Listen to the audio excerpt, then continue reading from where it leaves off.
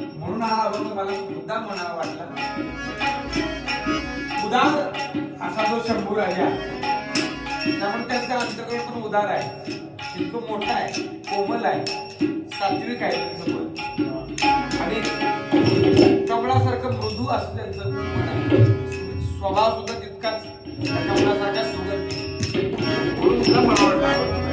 म्हणून तुकाराम महाराज म्हणतात, आयशियांचा संग येई नारायण, आयशियांचा संग येई नारायण,